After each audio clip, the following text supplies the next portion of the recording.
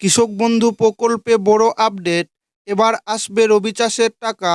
আপনারা সকলেই জানেন যে কৃষক বন্ধু প্রকল্পে রবি চাষের টাকা দেওয়া শুরু হয়েছে। টাকা দেওয়া শুরু হলেও বহু জেলার কৃষকরা জানাচ্ছেন তাদের টাকা এখনও আসেনি। কৃষক বন্ধু প্রকল্পে রবি চাষের টাকা কেন আসছে না? যে সকল কৃষকরা টাকা পায়নি তাদের কবে টাকা আসবে?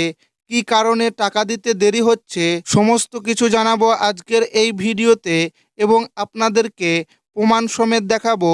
তাই ভিডিওটি প্রথম থেকে শেষ পর্যন্ত দেখবেন এবং আপনি কোন জেলা থেকে দেখছেন অবশ্যই কমেন্টে লিখে জানাবেন। কৃষক বন্ধুর টাকা কি আটকে গেল? জেনে নিন লেটেস্ট আপডেট ও স্ট্যাটাস চেকিং পদ্ধতি। পশ্চিমবঙ্গ সরকারের অন্যতম জনপ্রিয় জনকল্যাণমূলক উদ্যোগ কৃষক বন্ধু প্রকল্প নিয়ে রাজ্যর কৃষকদের মধ্যে বর্তমানে মিশ্র প্রতিক্রিয়া দেখা দিচ্ছে। মুখ্যমন্ত্রী মমতা বন্দ্যোপাধ্যায় এই প্রকল্পের আওতায় অনুদান প্রদানের ঘোষণা করার পরেও বহু উপভোক্তার ব্যাংক অ্যাকাউন্টে এখনও পর্যন্ত টাকা জমা পড়েনি। স্বাভাবিকভাবেই ফসলের মরশুমে টাকার অপেক্ষায় থাকা কৃষকদের মনে দুশ্চিন্তা তৈরি হয়েছে। কেন এই দেরি এবং টাকা আদৌ পাওয়া যাবে কি না সেই বিষয়গুলো ধাপে ধাপে বুঝে নেওয়া প্রয়োজন। টাকা না ঢোকার কারণ ও ট্রেজারি ব্যবস্থা।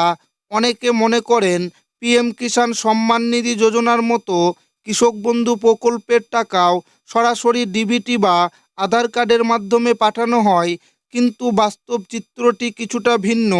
এই প্রকল্পের অর্থ বন্টন ব্যবস্থা সম্পূর্ণভাবে রাজ্য সরকারের ট্রেজারি বা কোষাগারের উপর নির্ভরশীল।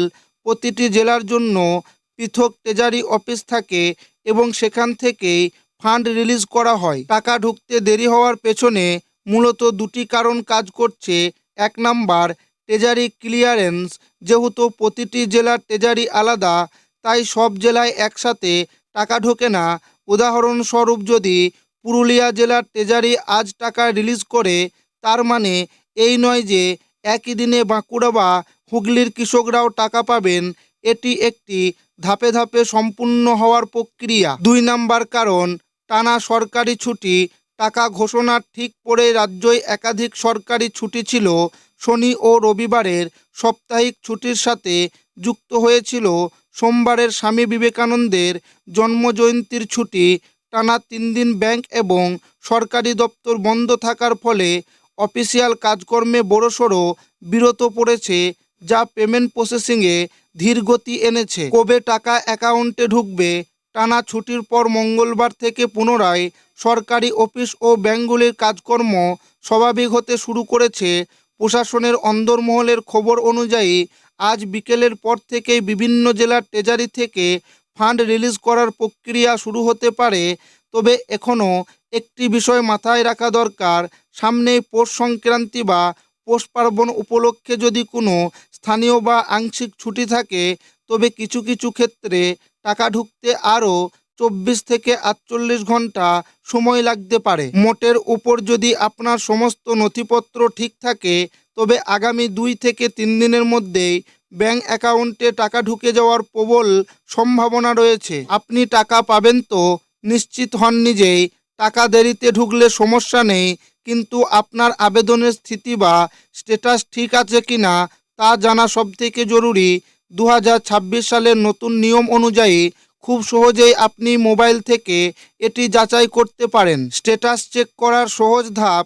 1 নাম্বার, প্রথমে গুগলে গিয়ে কৃষক বন্ধু প্রকল্পের অফিসিয়াল পোর্টালে প্রবেশ করুন। 2 নাম্বার, হোম পেজে থাকা নথিভুক্ত কৃষকের তথ্য অপশনটি খুঁজে বের করে ক্লিক করুন। 3 নাম্বার, এরপর আপনার সুবিধামতো ভোটার কার্ড, আধার কার্ড বা ব্যাংক অ্যাকাউন্ট নাম্বারের যে কোনো একটি বেছে নিন। 4 নাম্বার, সঠিক নাম্বারটি বসিয়ে capture I am not robot verify করে সার্চ বাটনে ক্লিক করুন। ট্রানজাকশন স্ট্যাটাসের গুরুত্ব। সার্চ করার পর আপনার নামের পাশে ট্রানজাকশন স্ট্যাটাস ঘরটি ভালো করে লক্ষ্য করুন। এটি আপনার টাকা পাওয়ার নিশ্চয়তা প্রদান করে। অ্যাকাউন্ট ভ্যালিড যদি দেখেন লেখা আছে অ্যাকাউন্ট ভ্যালিড, তবে নিশ্চিত থাকুন এর অর্থ আপনার ব্যাংক অ্যাকাউন্ট এবং নথিপত্র সরকারের কাছে সঠিকভাবে পৌঁছেছে। আজ বা কাল টাকা আপনি 100% পাবেন। অন্যান্য স্ট্যাটাস যদি অ্যাকাউন্ট ভ্যালিড কথাটি না থাকে বা অন্য কোনো এরর দেখায়, তবে বুঝতে হবে আপনার ফর্মে বা ব্যাংক ডিটেলসে কোনো সমস্যা আছে। সেক্ষেত্রে টাকা পেতে অসুবিধা হতে পারে এবং দ্রুত কৃষি দপ্তরে যোগাযোগ করা প্রয়োজন হতে পারে। যাদের স্ট্যাটাস ঠিক আছে এবং বিগত বছরগুলোতে নিয়মিত টাকা পেয়েছেন, তাদের আতঙ্কিত হওয়ার কোনো কারণ নেই। ব্যাংকিং সার্ভার ও ট্রেজারির প্রসেস সম্পূর্ণ হলেই মোবাইলে মেসেজ চলে আসবে।